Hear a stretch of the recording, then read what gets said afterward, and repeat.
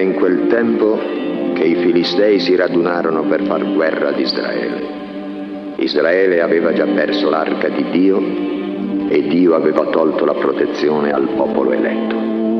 L'intelligenza si ottenebrò.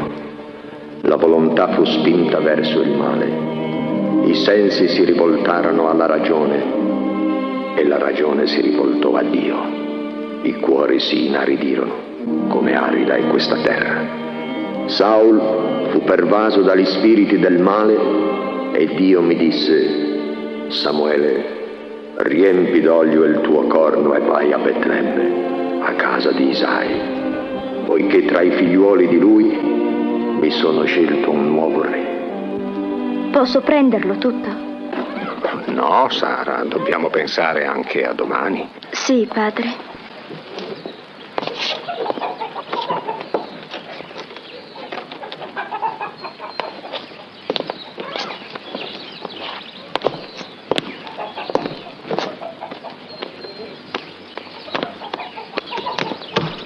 Padre Isai mi ha dato soltanto questo. Ha detto che dobbiamo pensare anche a domani. Vostro padre ha ragione.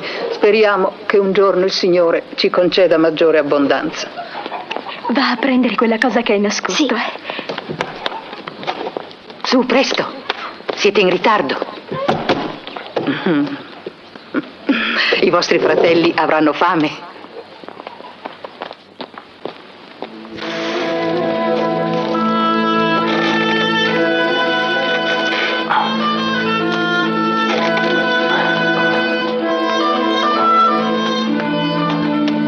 Ma oggi non si mangia.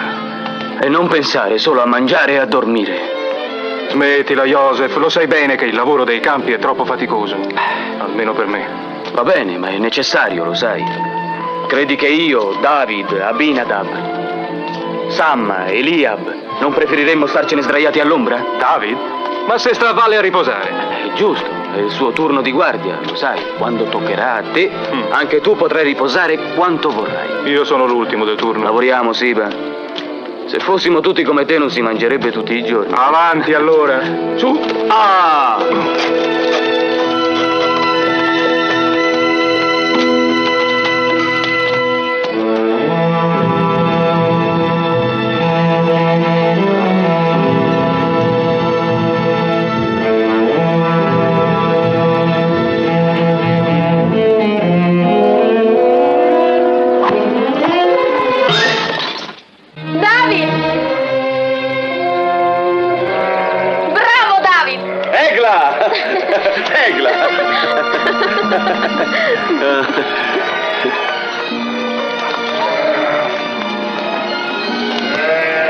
Ti stavo aspettando, Egla.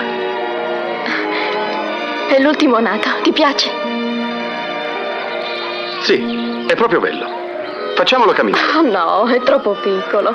Ma su, proviamo. Ma no, David, credi proprio che possa camminare da solo? Ma come no, hai visto? Guarda, vado alla mamma. È buffo. Ma è tanto carino. Sì.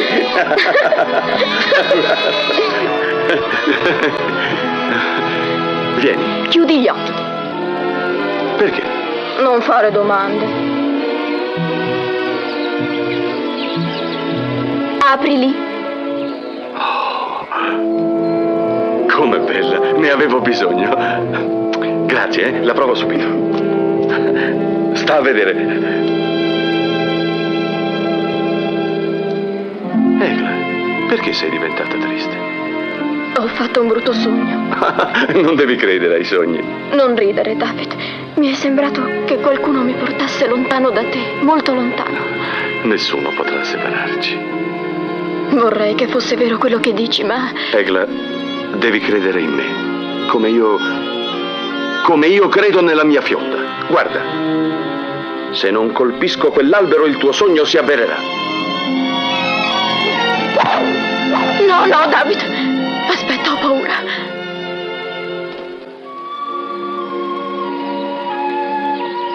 Non devi aver paura, sono qui con te.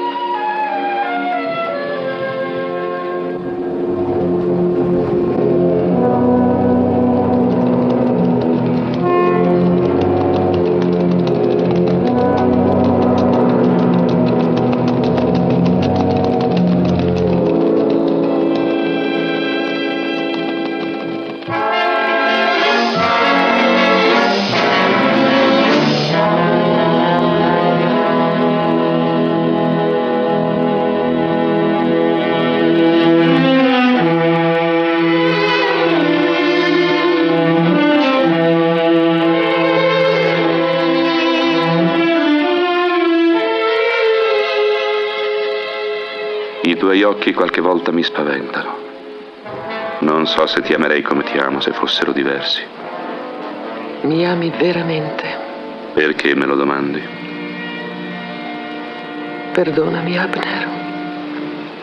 A volte penso che l'interesse che può suscitare la figlia del re potrebbe essere la sola ragione del tuo sentimento.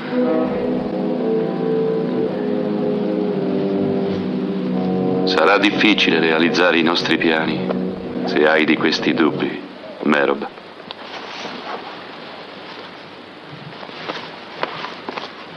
Ti amo, Abner, e ti aiuterò fino a che vedrò realizzate le tue aspirazioni. Le nostre, Merob. Ma sarà un'impresa molto difficile. Non per il primo ministro di Israele e per la figlia di Saul. Troveremo molti ostacoli. I tuoi fratelli... Cadranno facilmente nel nostro gioco. Per mio padre poi non devi preoccuparti. La sconfitta subita dai Filistei è stato un duro colpo per lui.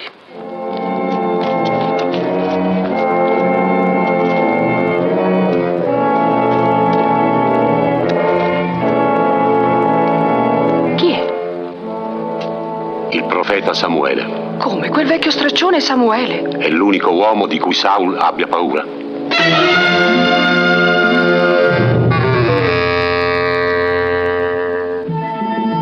Re Saul, il profeta Samuele sta arrivando a corte.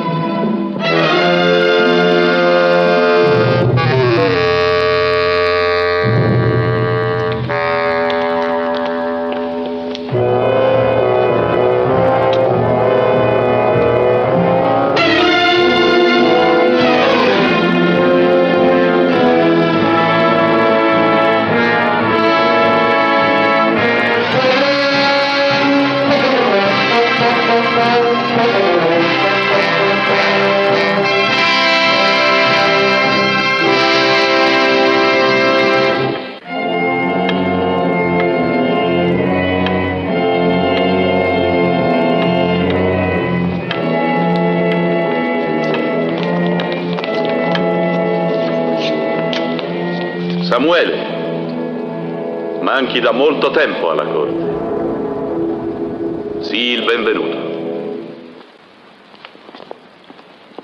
Chi è quell'uomo? Non lo conosci? È il giovane primo ministro. È Abner. E quelli sono i figli di Saul?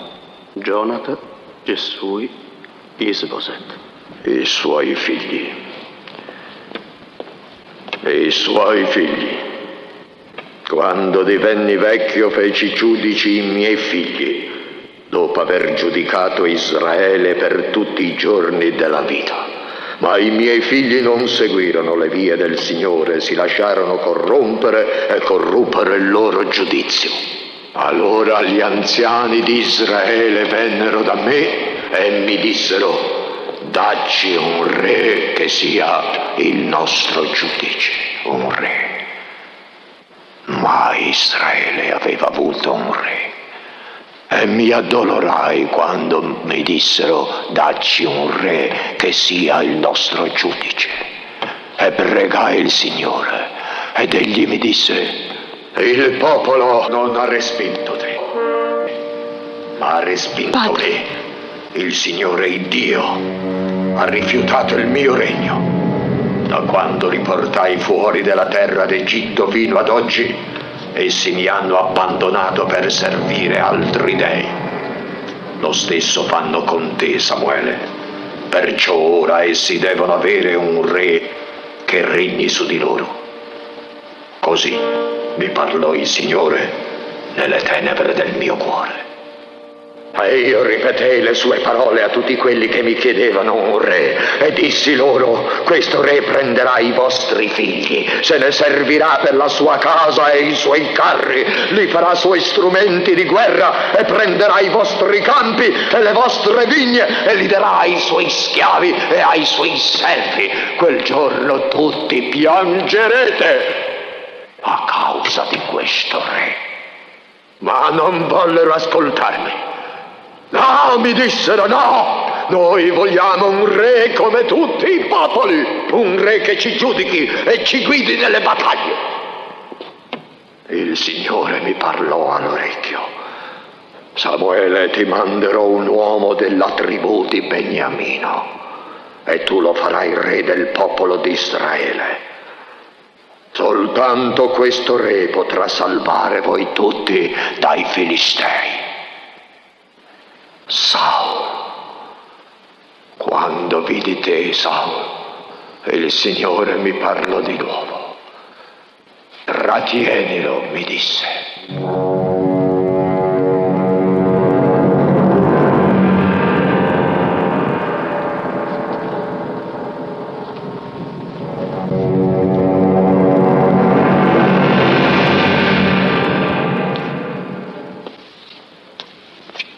Samuele, sono certo che tu sei il prediletto del Signore.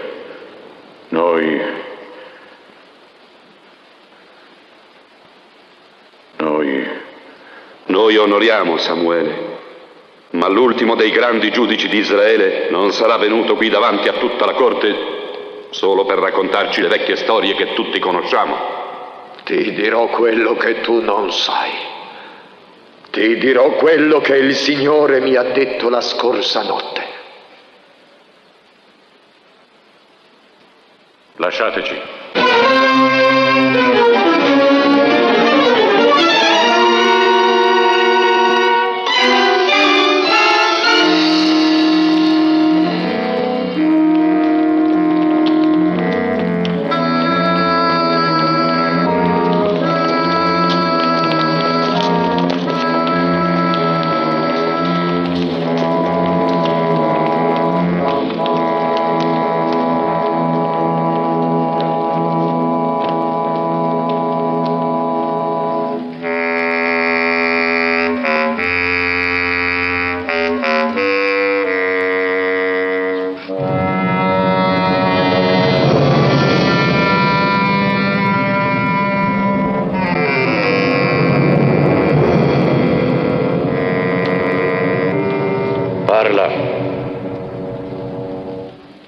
La gloria ha abbandonato Israele perché l'arca del Signore ci è stata tolta.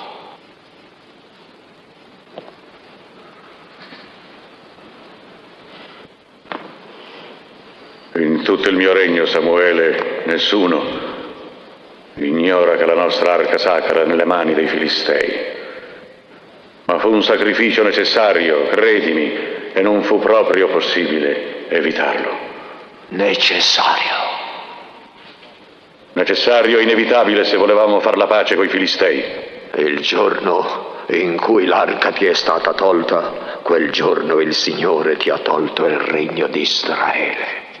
Non dargli ascolto, re. Samuele è vecchio, ha perso il senno. Vecchio, sì.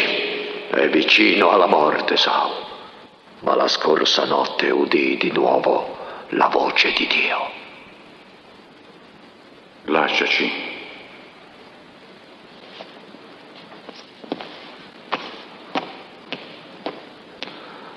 Samuele,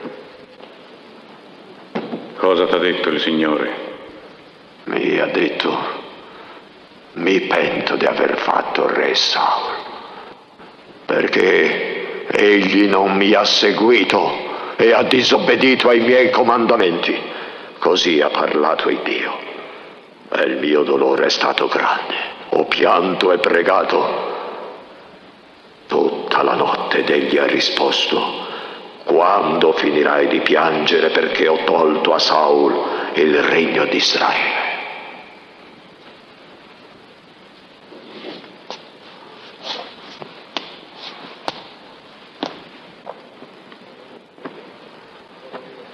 Non sono io il re?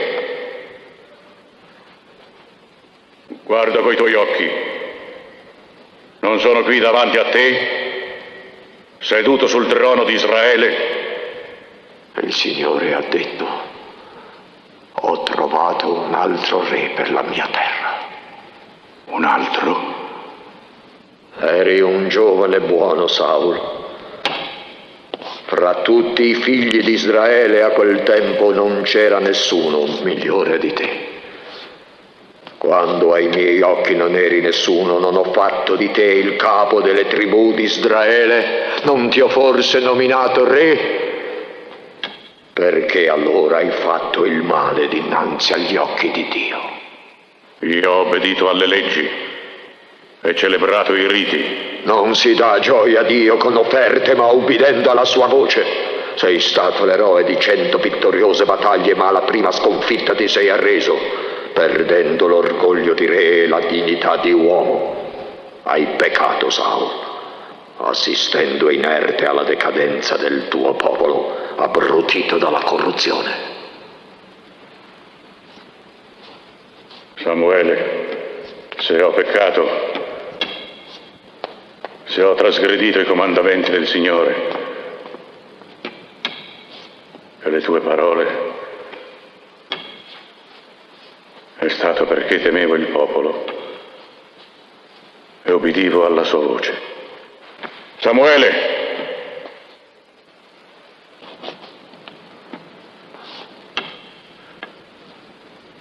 Se ho peccato, perdonami ora, ti prego.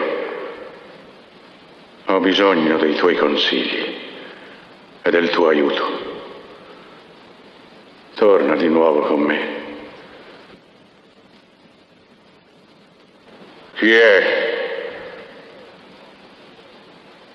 Chi è l'uomo che sarà re di Israele dopo di me? Il Signore mi ha detto: troverai certamente un uomo degno e sarà valido di mente e di corpo e avrà il cuore puro. Chi è l'uomo? Prima di morire devo consacrare un re che sarà scelto fra la gente di Betlemme. E da quel giorno lo Spirito del Signore scenderà su di lui.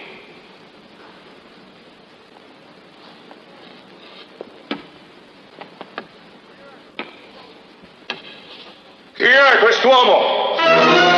Non sono venuto a fare profezie, ma per dirti addio. Il Signore ti ha abbandonato e uno spirito maligno ti tormenta. Non tornerò più da te, Saul, e tuttavia io piango per te.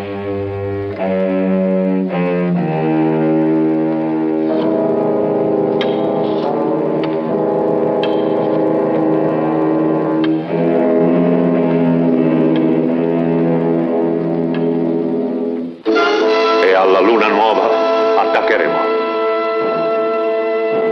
Tutto l'Oriente sarà in fiamme. Io col mio esercito passerò sulla terra di Saul. La terra di Saul. Non fu completa la mia vittoria a Moc perché non riuscii a uccidere quel pazzo. Ma la nuova invasione sarà la sua fine e tu, Gothar, sarai il nuovo re di Israele. Quando ebbi Saul ai miei piedi a Moc, voi mi costringeste a risparmiargli la vita. Cosa ne avemmo in cambio? L'arca sacra. Ora non mi basta.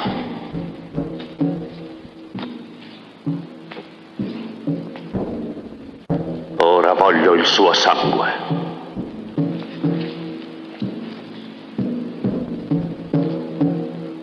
Ognuno di voi regnerà sulle terre che avrà conquistato e ne sarà re. Imporrà le leggi e i riti della nostra gente, pretenderà obbedienza assoluta, riceverà i tributi e giudicherà, ma nessuno di voi dovrà dimenticare che io sono il vostro re.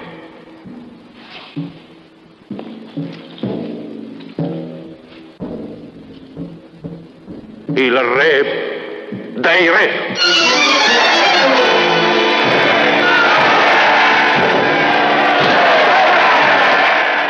L'agilità e la potenza dei carri persiani ci hanno suggerito questo nuovo modello. Il carro, trainato da 4 cavalli, è ricoperto di corazze di bronzo e di cuoio. Ai lati ci saranno lance rotanti che, come falci, distruggeranno la fanteria avversaria. Sei sicuro che siano invulnerabili? Sono sicuro, mio signore, ma l'arma più potente che io conosco è un uomo. Un uomo che la natura ha condannato ad essere il più forte. Nulla di lui è umano. Egli vive nelle grandi caverne della terra di Geth e solo rifiuta ogni contatto con gli uomini. È una forza bestiale. Un'arma simile nei tuoi eserciti porterebbe il terrore e la morte in mezzo al nemico. Quando è scatenato, niente può fermarlo. Chi è quest'uomo? Il suo nome è Golia. È un tal mostro di forza. Chi può farmelo avere? Un piccolo uomo, un ladruncolo di nome Kret, che io ho fatto venire qui. Chiamalo.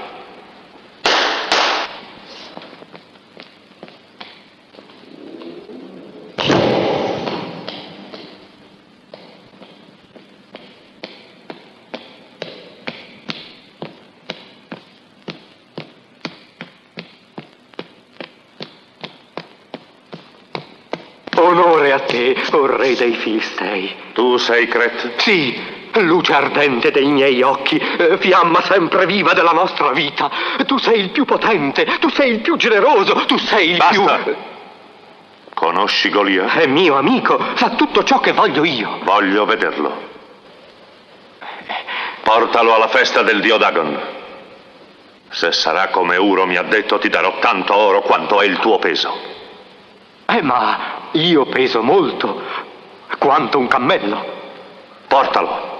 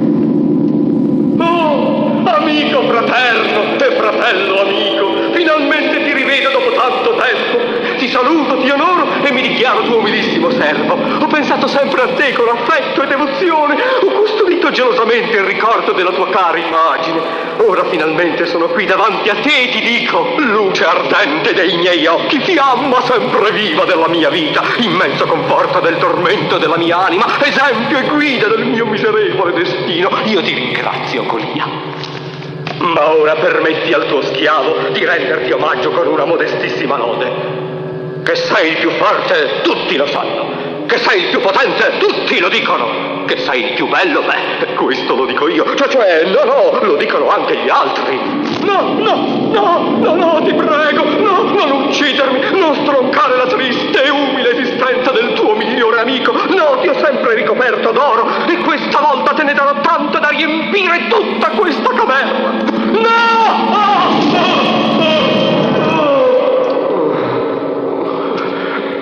Mi vuoi proprio bene, Golia. Ora però è meglio che ti dica la ragione per cui sono venuto. Re Ashdod, il re di tutti i Filistei, mi ha mandato qui. Sta preparando Una grande guerra e ha bisogno di te e del tuo aiuto. Se tu accetterai di combattere con lui, ti darà quanto oro vorrai.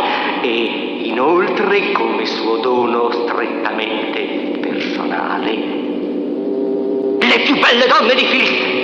Devi venire, Golia! Devi venire! Le più belle donne, capisci?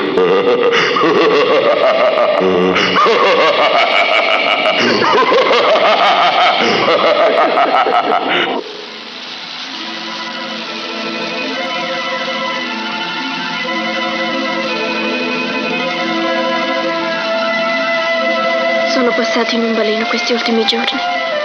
Passerà presto anche il mio turno di lavoro. Mi penserai? E me lo domandi?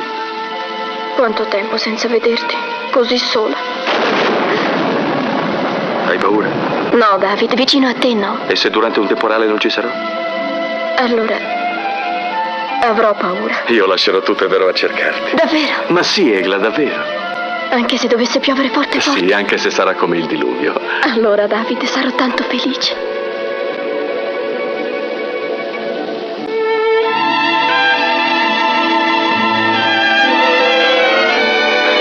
Lasciami andare, David. Ma no, Egla, aspetta, piove ancora. Non posso, farò tardi.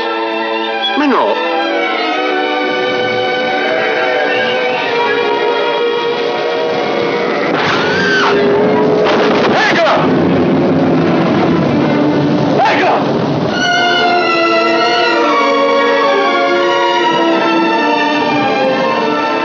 Perché?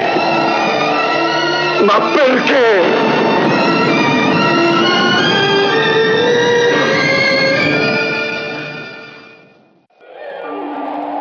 Perché Dio, che dicono tanto giusto, deve colpire con la sua ira i deboli e i buoni?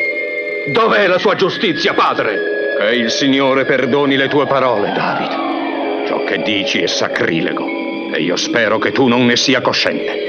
No, speri invano, padre. Io sono cosciente più di chi ha colpito l'innocenza senza giustificazione alcuna. David, solo Dio conosce lo scopo delle sue decisioni. A noi non rimane che accettare la sua volontà con rassegnazione. Ma la morte di Egla ha distrutto la mia vita. Chiamandola a sé, Dio ha distrutto il tuo amore terreno, è vero, ma forse l'ha fatto per renderlo più bello e più puro nello spirito. Vedrai, figliolo, tu amerai ancora, e allora ti sarà di conforto il ricordo di Egla.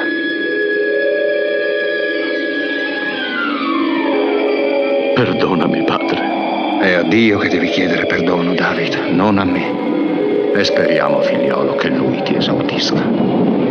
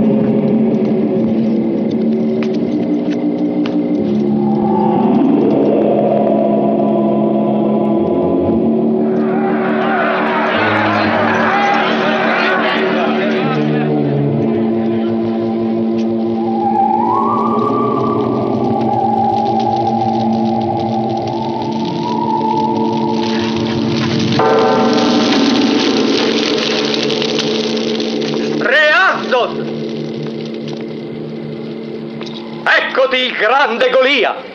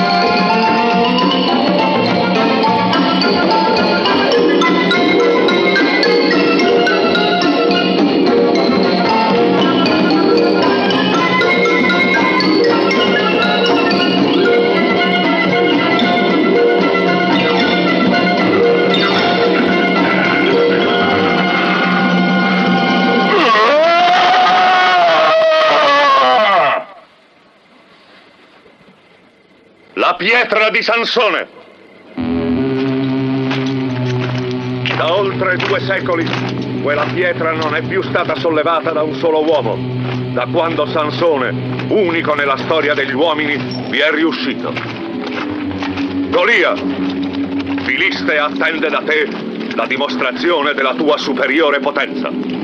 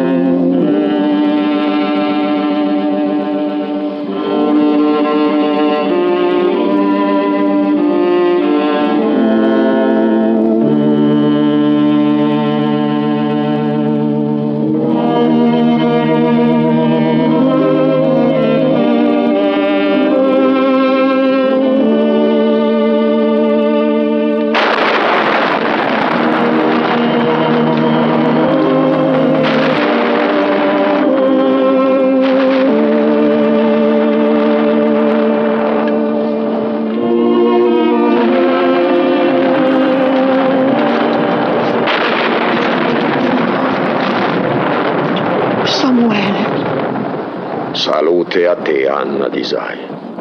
Il Signore Dio ha scelto uno dei tuoi figli e io vengo a trovare colui che il Signore mi ha indicato. Questo è Eliab, il nostro primogenito. No, non può essere lui, ne sono certo. I suoi occhi non hanno toccato il mio cuore.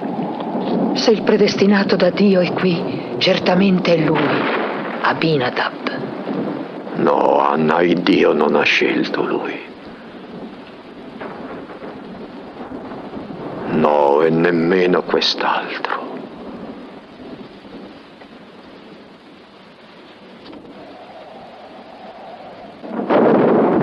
Il Signore non ha scelto fra questi.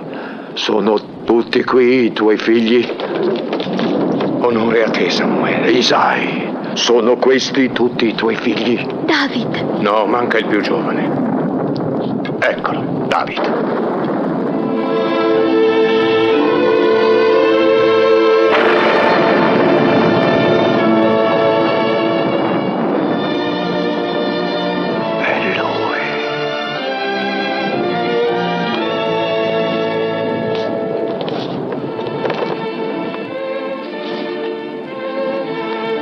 David, figlio di Isai, il Signore ti ha eletto perché tu sia la guida del popolo di Israele.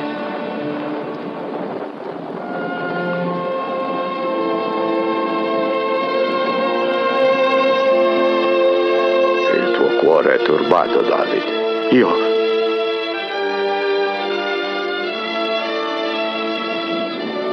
Sì, è vero. Sono turbato. Sta scritto come fa un uomo a sapere che cos'è il bene in tutti i giorni della sua vita che gli trascorre come un'ombra. Chi può dire che cosa gli accadrà sotto il sole? Ma noi sappiamo che tu sei un profeta, Samuele. Ciò che è già stato. Anche ciò che sarà è già stato. E Dio ricerca tutto ciò che è già stato. È anche scritto: meglio un povero giovane saggio che un vecchio re pazzo. Se queste parole sono per me, Samuele, io sono veramente povero, ma saggio. Prima di morire io sono venuto a cercarti, David, per consacrarti re della terra di Dio.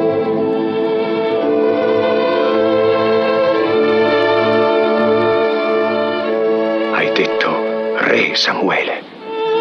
Sì, Isai, non è uno dei figli di Saul, ma tuo figlio David che dovrà regnare in nome di Dio su Israele.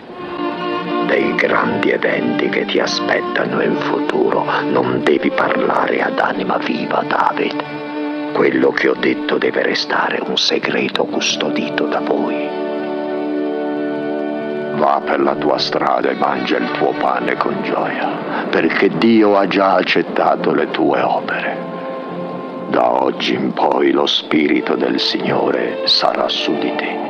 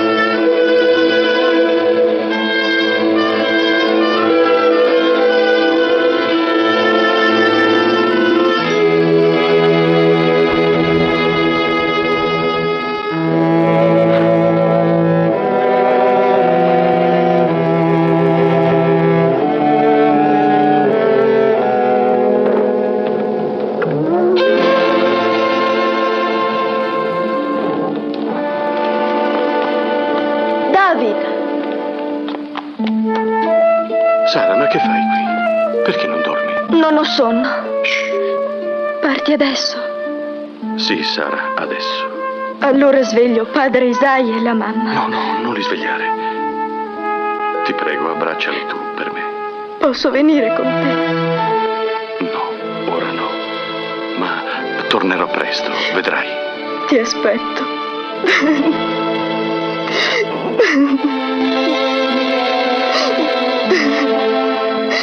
David!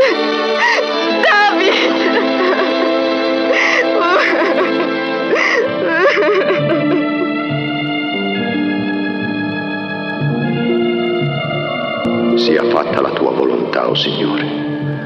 Il tuo servo ha lasciato ogni affetto per dedicare la sua vita al bene del popolo di Israele. Assistilo affinché la sua missione giunga alla meta.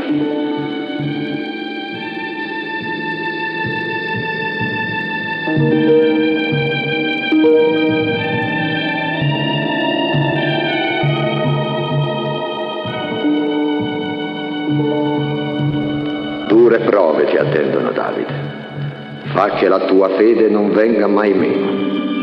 Non aver timore di smarrirti, poiché il Signore è con te. Camminerai per 3 giorni e 3 notti sull'aspro terreno, finché Gerusalemme non ti apparirà.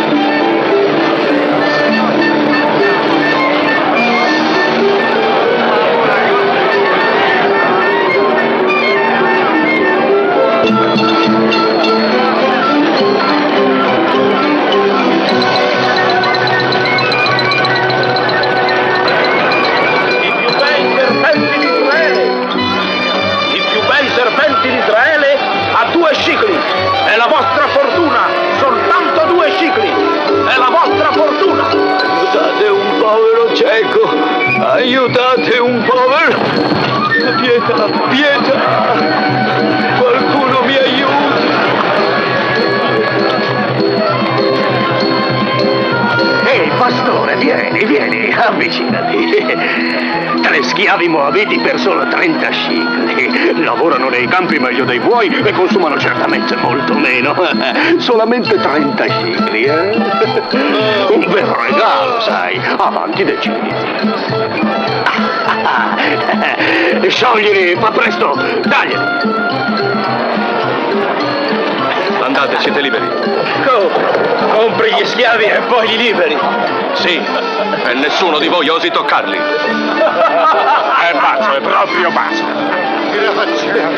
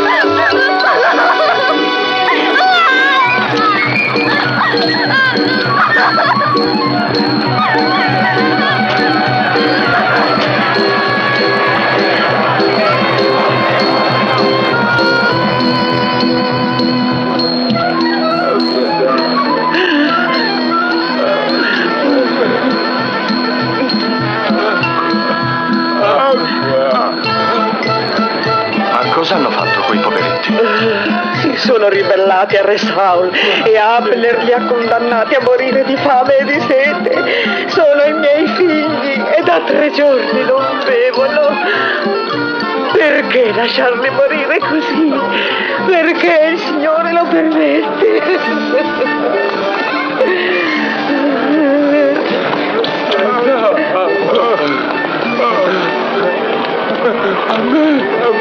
Ehi, guarda!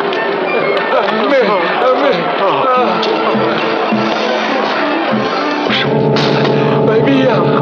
prenderanno anche te. Bevi, non temere.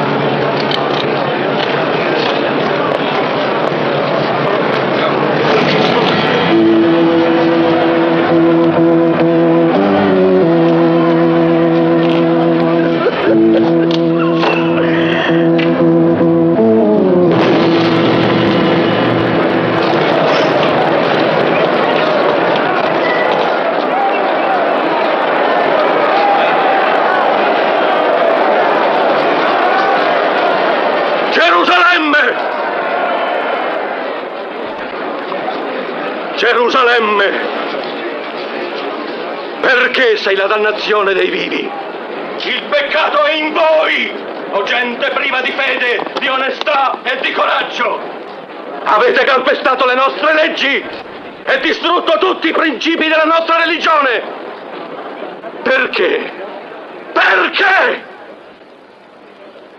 Il male vi possiede, ma ancora più forte regna su coloro che vi governano. Saul, tu sei colpevole!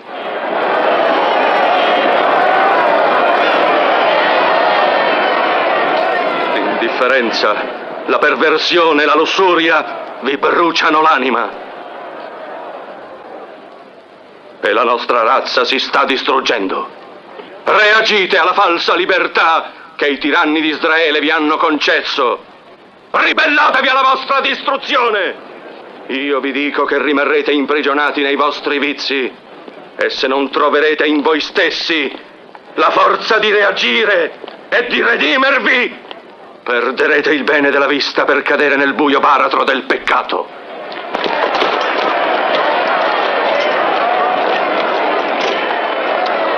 Vengo ad arrestare quest'uomo. Quest'uomo è sotto la nostra protezione. Vieni nella casa del Signore.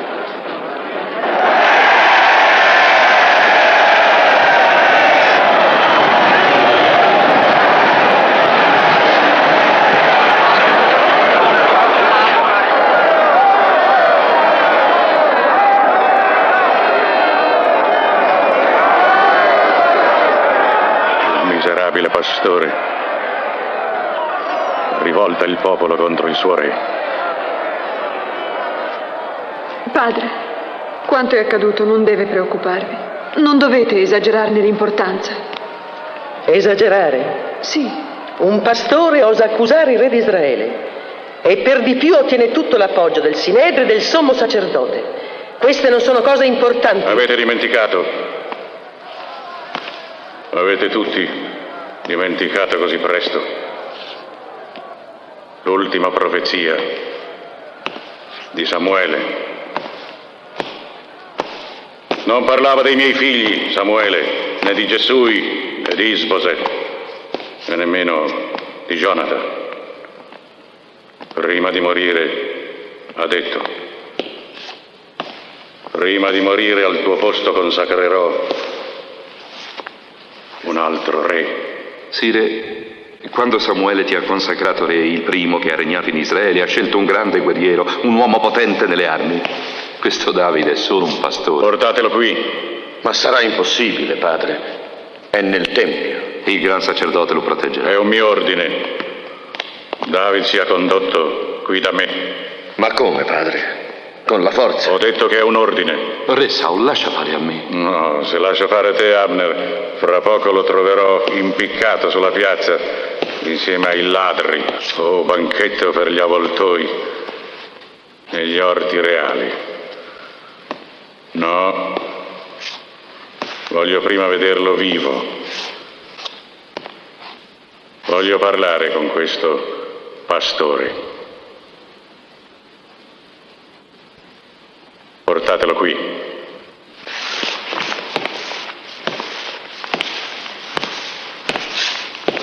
Forse mio padre ha ragione.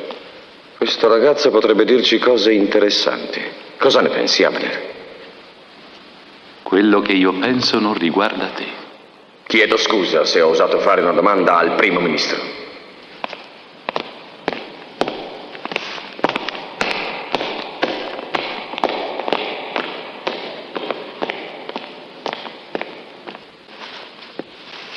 Non vorrei, come è già accaduto col popolo, che l'ascendente di quel David di Isai possa far presa sull'animo di tuo padre, già sconvolto dalla profezia di Samuele. Allora anche tu lo temi. Non temo nessuno, Merov, ma ho sempre odiato l'influenza malefica dei falsi profeti. Se fossi io il re di Israele... Lo sarai, Abner. Un giorno siederai tu su questo trono.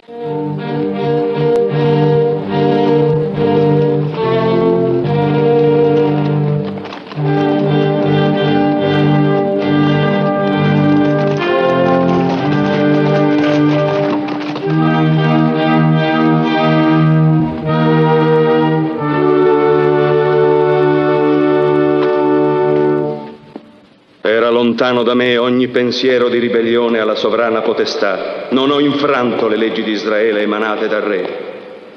Non è forse permesso a chiunque di esprimere liberamente il proprio pensiero? Sobillando il popolo, sei andato contro la suprema autorità di Israele. Ho visto la corruzione e il vizio dilagare ovunque e per questo ho reagito. L'insolenza di questo pastore è un'offesa per la corte. Non credo, Merov. David Isai ha detto chiaramente le ragioni che lo hanno spinto ad agire come ha agito.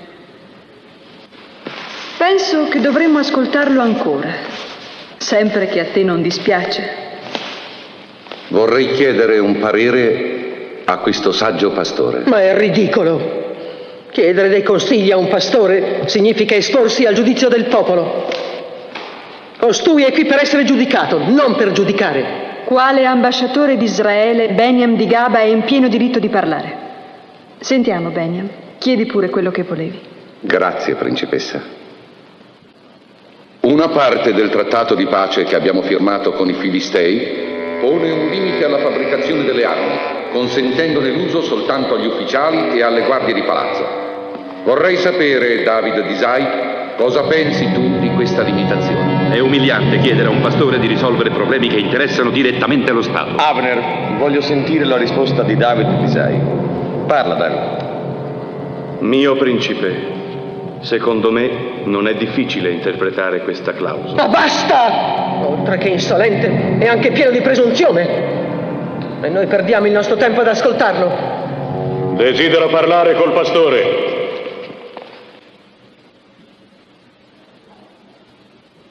Lasciateci. Via tutti!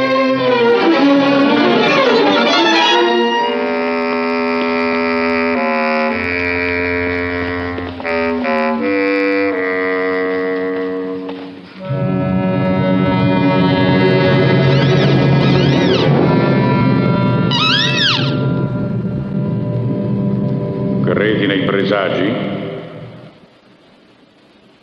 Sulla nostra testa v'è l'uccello della notte.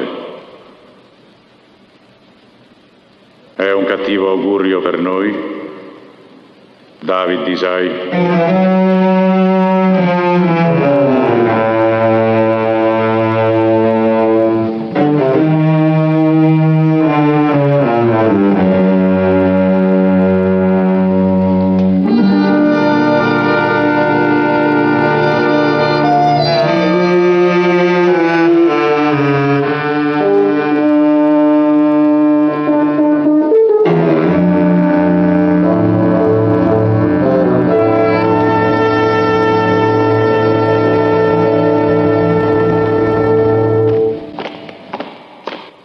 David di Betlemme, so che mi hai offeso sulla pubblica piazza. Hai del coraggio. Ma ora parlami della pace coi Filistei. Sì, maestà. Il trattato limita l'uso delle armi agli ufficiali dell'esercito e alle guardie di palazzo. È vero, sì. È vero che solo ai miei ufficiali e alle mie guardie è permesso portare armi. E allora? Ma non è stato posto limite alcuno al numero di quegli ufficiali e di quelle guardie.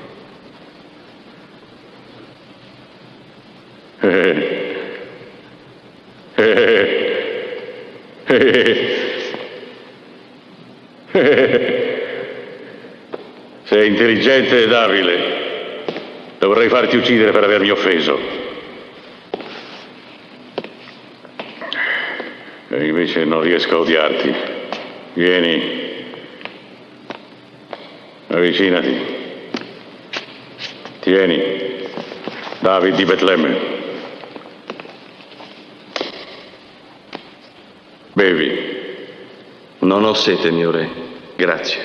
Puoi scegliere la coppa che vuoi e io berrò nell'altra. No? Berrò io da tutte e due. Non c'è veleno. Non devi aver paura, almeno finché non lo vorrò. Te l'ho già detto, non riesco ad odiarti. Sei astuto e dicono che hai mani abili a suonare. Vuoi suonare per me? Vuoi vivere qui e suonando calmare il mio spirito, David? Ti obbedirò, mio re. Sì, mi obbedirai. Suonerai per me. Certo che rimarrai qui nel mio palazzo. Resterai con me, David di Betlemme.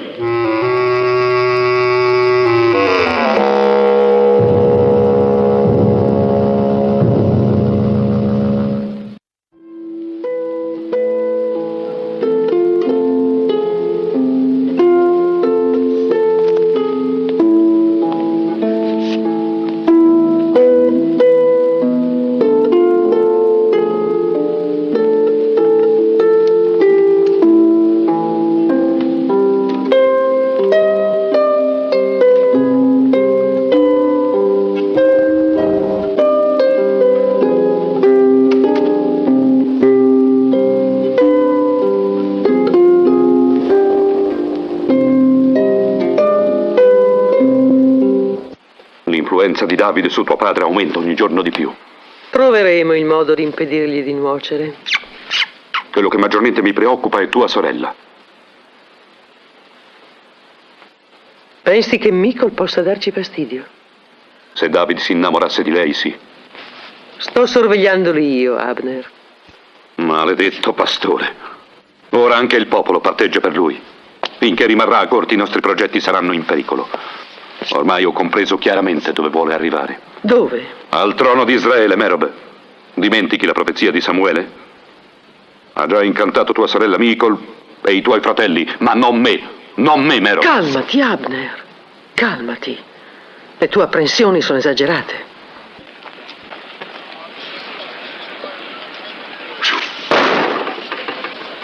Bravo, bravo, Jonathan. Il tuo braccio è forte e sicuro come era quello di Re Saul. È stato un re grande e amato, ma col senno ora ha perduto anche la sua forza. E pare che non si renda conto della gravità della situazione. Guarda, sono costretto a esercitarmi contro semplici bersagli e mi è vietato di battermi per togliere l'arca sacra a quei maledetti filistei. Non disperare, Jonathan. Io ti dico che verrà il giorno, e non sarà molto lontano, in cui il popolo di Israele tornerà ad essere quello di una volta. Sono parole di profeta le tue. È da tempo che non spero più. Hai torto, Jonathan. Non è un profeta che parla, ma un uomo. Un uomo che ha fede nella giustizia divina ed è pronto a servirla.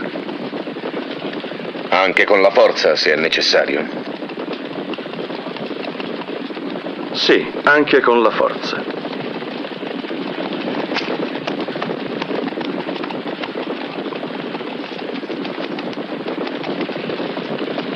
E quella a cosa ti serve? Questa è l'arma del profeta, ora ti farò vedere.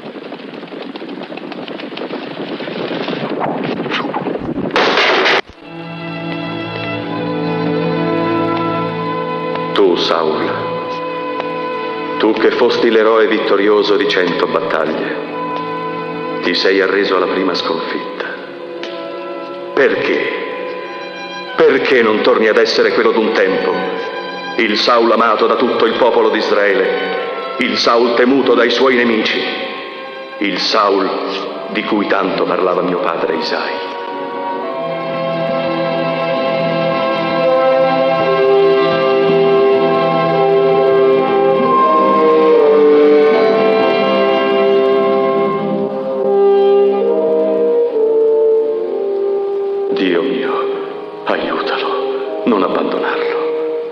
Allontana il giorno in cui non sarà più re.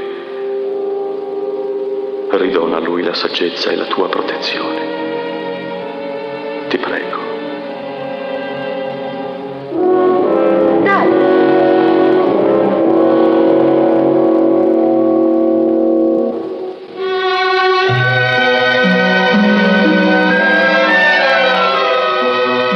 Che cosa fai qui solo nella sala del trono?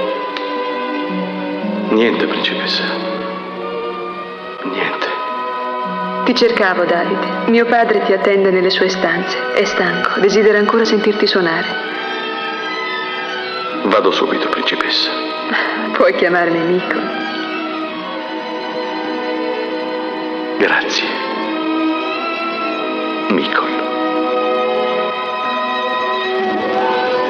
Sono felice che mio padre abbia ritrovato la calma dello spirito. La tua presenza e i tuoi consigli gli sono di grande giovamento. Se non fossero penetrati nella mente dei migliori, i miei consigli sarebbero stati portati via dal vento. Forse, ma tu hai saputo fare molto di più. Sei penetrato nei nostri cuori. Nel dire i migliori, intendevo riferirmi soprattutto a te, Mikol. Va, David. Mio padre ti attende.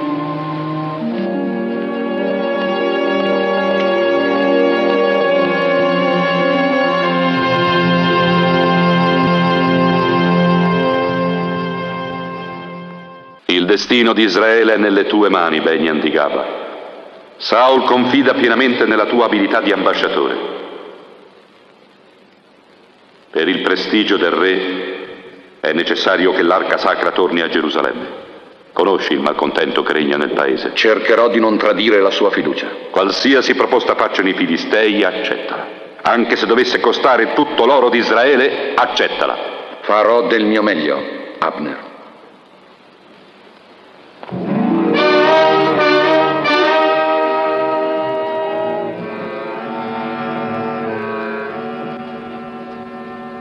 Ascoltami, Lazar. Gli israeliti sono disposti a pagare qualsiasi prezzo pur di riavere l'arca sacra. Abner, il primo ministro e mio signore, invierà Beniamino di Gaba come ambasciatore. Ha la parola facile e convincente, ma non è necessario, così ti manda dire il mio signore, che tu lo ascolti, o re.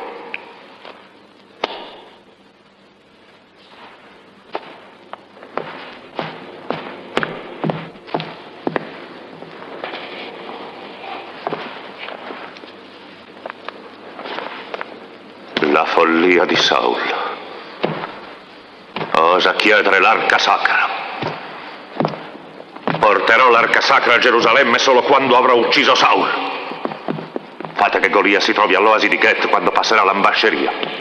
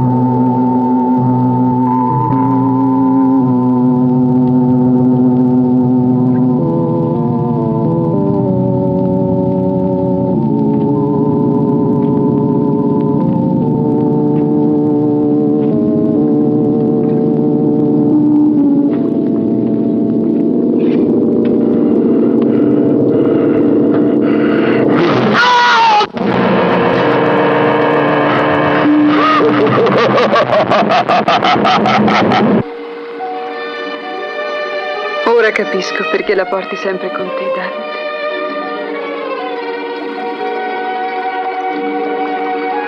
Era molto bella, Egla. Sì, Mikol. L'uomo cerca l'ideale nell'amore e i miei occhi avevano visto in Egla la perfezione e accanto a lei mi sentivo felice.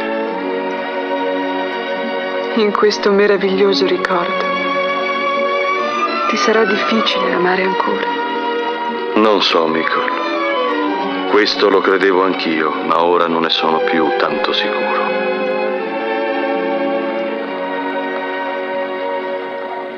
L'assassinio di Beniam di Gaba è stato un duro colpo, mio re. Israele lo piangerà a lungo. Lo considerava uno dei suoi capi migliori e potrebbe sentire il bisogno di affidare a un nuovo re il prestigio di una corona così dileggiata. Ma questo pericolo può essere evitato. E come? Inviando David ambasciatore presso Asdod. David? Certo, Sire. David è il solo ad avere una possibilità di riuscita. Ha già dato sufficienti prove delle sue capacità. Bene, chiamalo.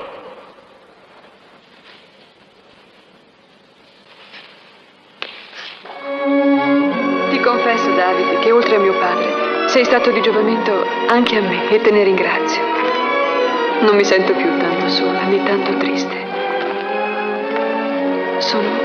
Sono felice ora, ma quanto durerà? Mikol. Può durare per sempre se vuoi.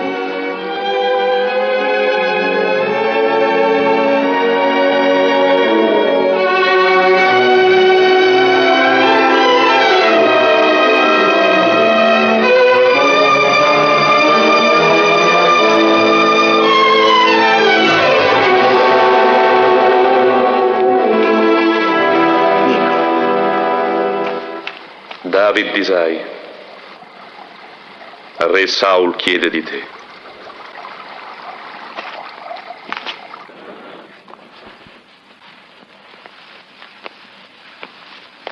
Cosa fai nella mia stanza?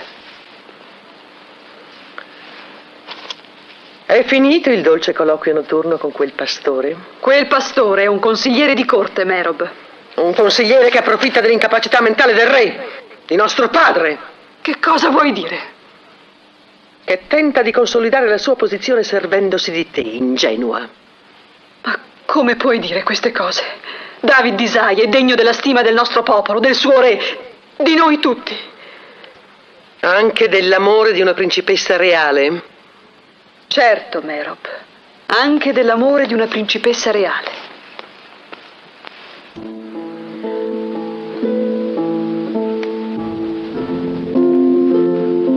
Samuele è morto. Israele lo piange. Lo hanno seppellito a Rama, la sua città. E i Filistei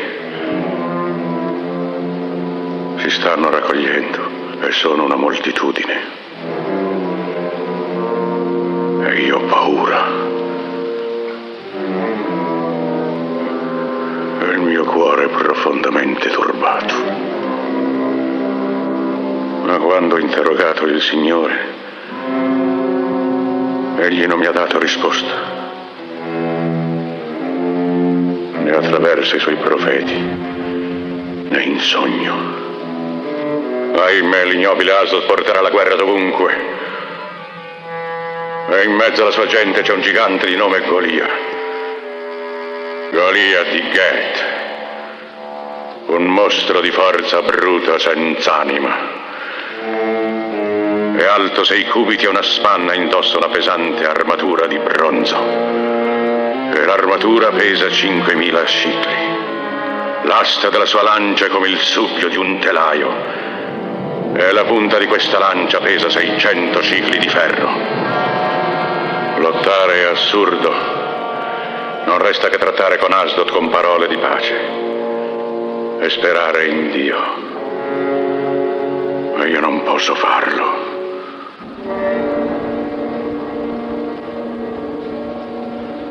No, non posso.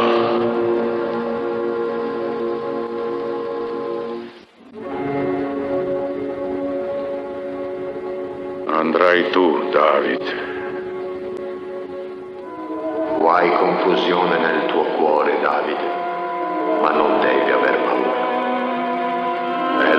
volontà di Dio che ti guida. Egli ti darà la forza perché tu possa riportare al suo popolo eletto l'arca sacra, il simbolo della sua fede. Vai per la tua strada, Davide, e non tremare nel cuore. Sì, Samuele.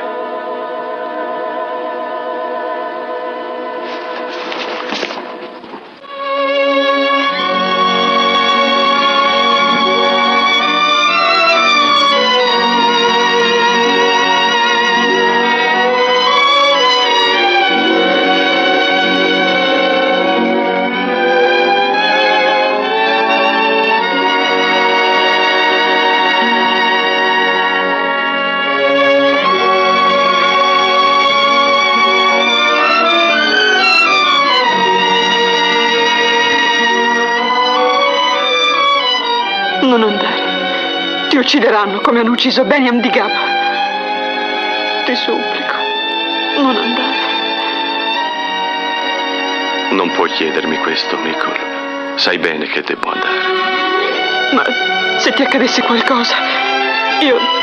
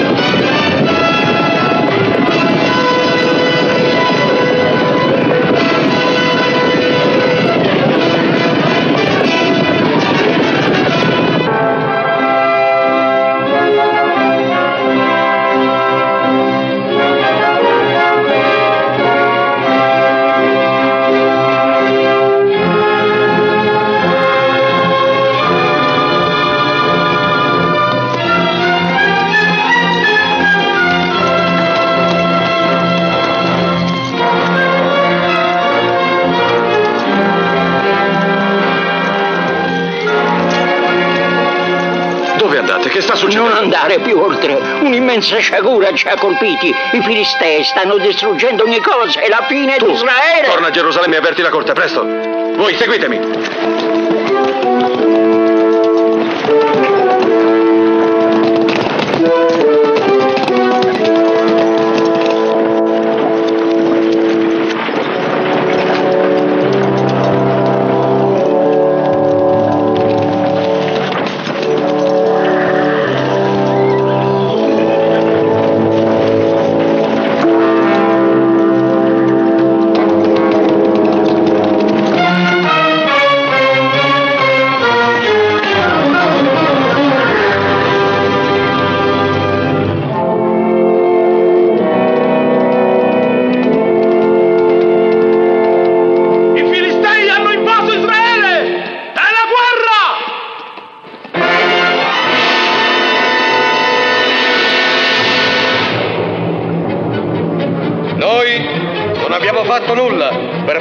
Questa tragica situazione. I mercenari di Asdod hanno invaso la nostra terra, hanno distrutto i villaggi del confine e massacrato la nostra gente. Prima del sorgere della luna nuova saranno alle porte della città. Nessuno riuscirà a fermarli, Jonathan. Questa è la fine. No, non ancora. Gli occhi di Asdod non dovranno vedere le mura della città di Saul. Noi dobbiamo fermarli! Jonathan, tu dimentichi che Gerusalemme è il cuore di Israele e che lasciarla indifesa potrebbe essere un grave errore. Siamo 10 volte inferiori all'esercito filisteo. E una nostra sconfitta potrebbe essere... Basta, Isaac! Paura. Maledetta e ignobile paura. Eccola, è qui tra voi, dipinta come una terribile smorfia sulle vostre facce. È la stessa paura che un giorno vi spinse a tradire mio padre Saul alla battaglia di Moab. Divenne pazzo e voi fuggiste. Vigliacchi! Siete tutti vigliacchi!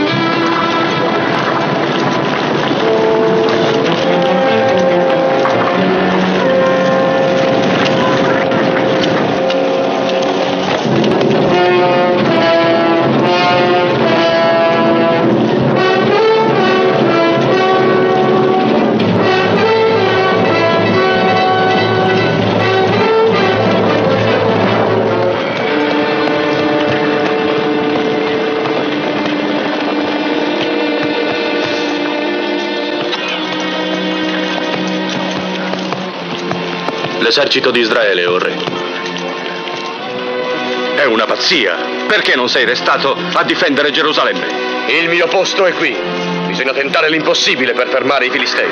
Ma sarà un suicidio, guarda! L'impossibile è nelle mani di Dio. Io solo andrò da Asdod e gli parlerò come ho fatto un giorno con Saul.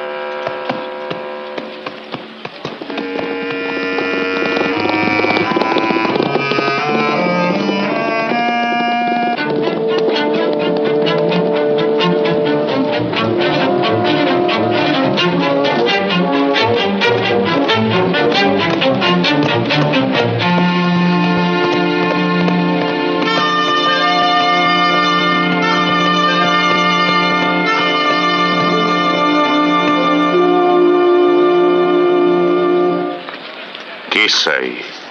David di Isai. David di Isai. Il pastore.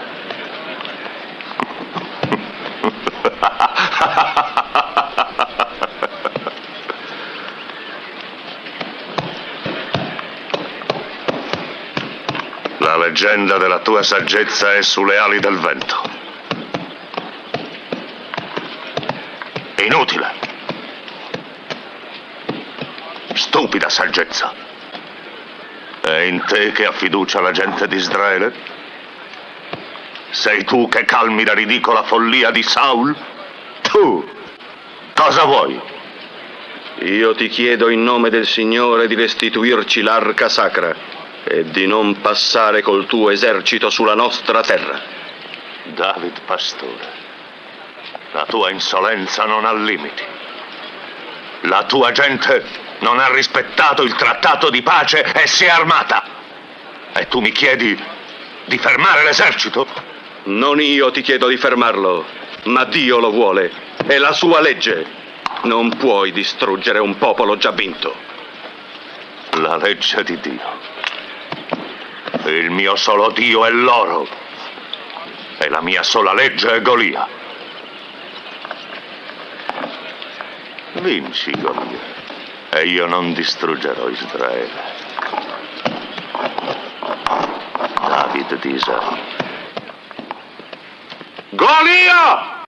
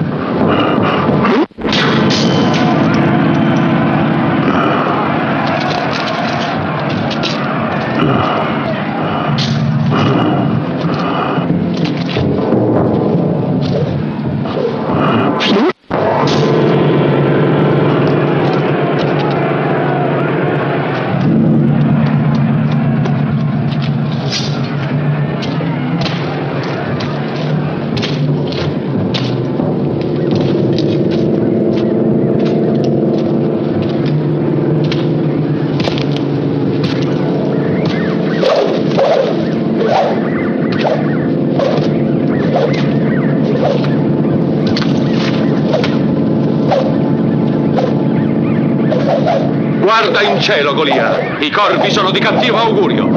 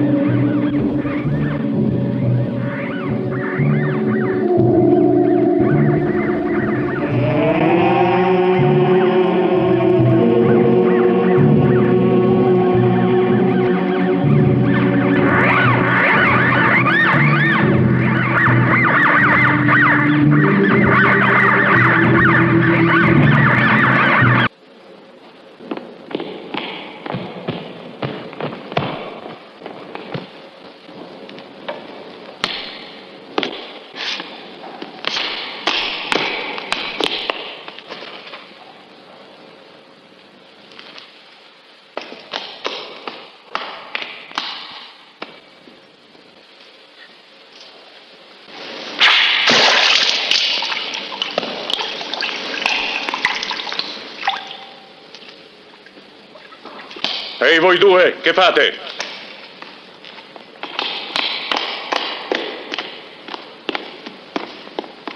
E quel bersaglio? Cosa significa? Un otre divino.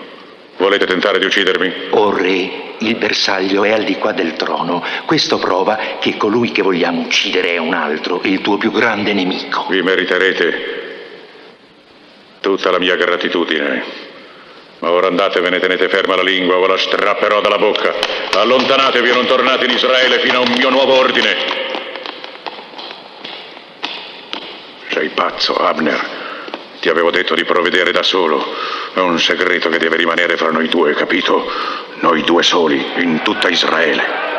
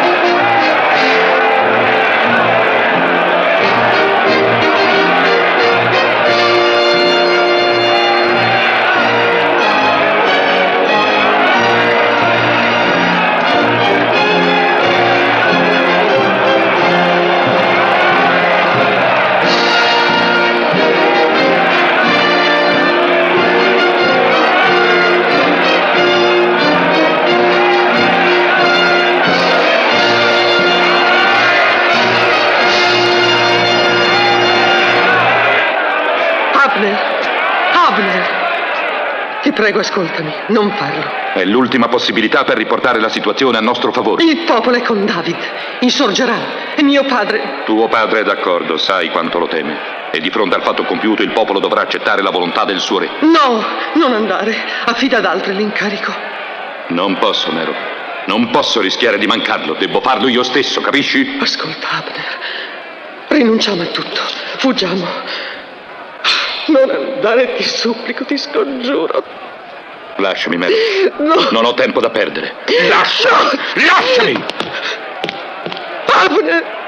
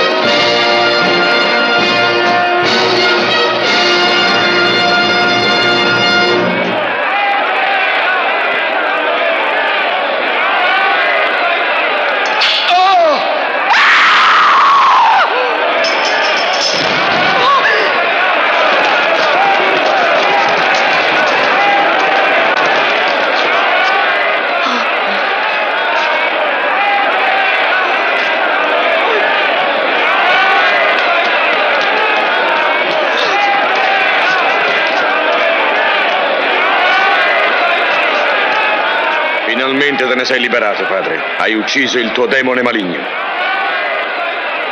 No! Ha ucciso Abner! Ha ucciso Abner! Quanto c'è di maligno in lui ancora vive e morirà con lui. Io conosco il mio crudele destino e conosco anche quello del mio popolo. Portatelo via!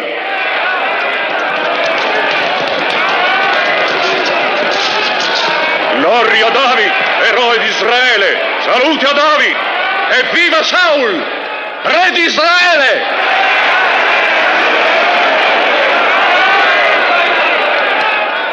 Io ho peccato, David, perché volevo farti del male. Ma in questo giorno la tua anima è preziosa ai miei occhi. Michal, prendi mia figlia, la do a te come sposa e sii sempre saggio e valoroso e difendi la legge del Signore.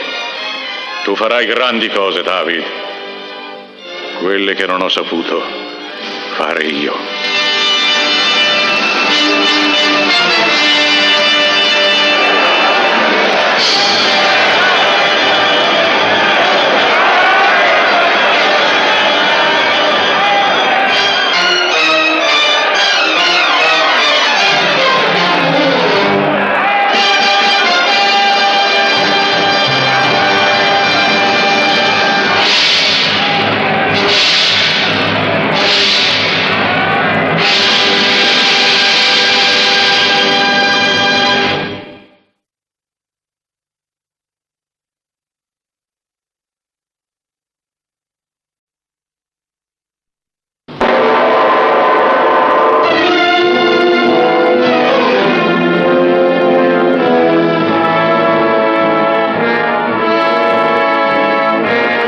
Questo re prenderà i vostri figli, se ne servirà per la sua casa e i suoi carri, li farà suoi strumenti di guerra e prenderà i vostri campi e le vostre vigne e li darà ai suoi schiavi e ai suoi servi. Quel giorno tutti piangerete a causa di questo re. Chi è? Chi è quest'uomo?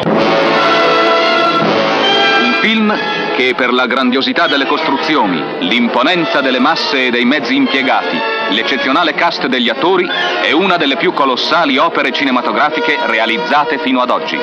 Evviva Saul, re di Israele! È la storia drammatica ed allucinante del biblico re Saul, abbandonato dalla protezione divina, impotente a risollevare se stesso e il suo popolo dal baratro di una guerra perduta. David, un giovane pastore designato da Dio quale successore del re folle, è destinato a divenire profeta e guida del popolo eletto. Merob, la conturbante principessa, travolta da un'ardente e insana passione, che soffoca ogni sentimento pur di soddisfare i suoi desideri. Samuele, il profeta, l'ultimo dei grandi giudici di Israele, inviato a Betlem per ispirazione divina alla ricerca di un degno successore al trono. Abner, pavido e ambizioso, un uomo che si avvale di ogni illecito mezzo per appagare la sua sete di potere. Michal, figlia di Saul, prigioniera in una corte corrotta e tuttavia animata da una profonda fede. Jonathan, il generoso primogenito di Saul, combattente, intrepido e valoroso. Asdod, lo spietato re filisteo, accecato da un odio atavico verso Israele. E Golia,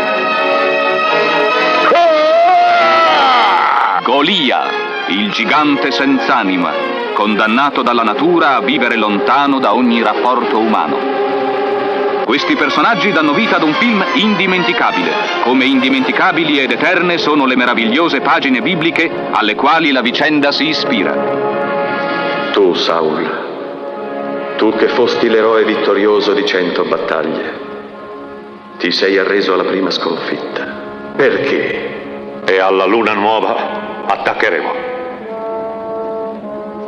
Tutto l'Oriente sarà in fiamme.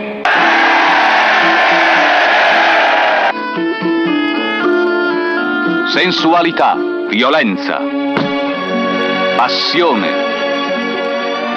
lussuria, amore.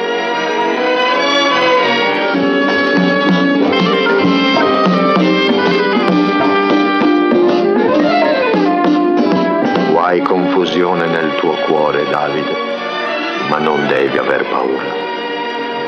È la volontà di Dio che ti guida.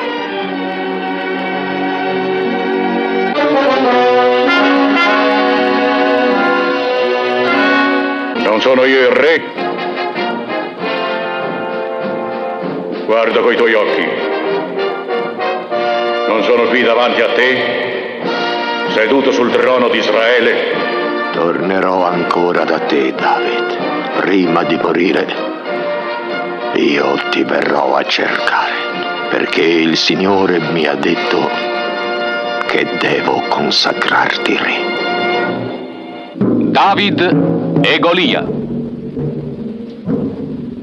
In questo grandioso e spettacolare film, realizzato nella cornice aspra e incomparabile della biblica terra promessa, parteciperete alla drammatica e cruenta battaglia fra le esigue schiere di Israele e le soverchianti e scatenate forze del Filisteo invasore.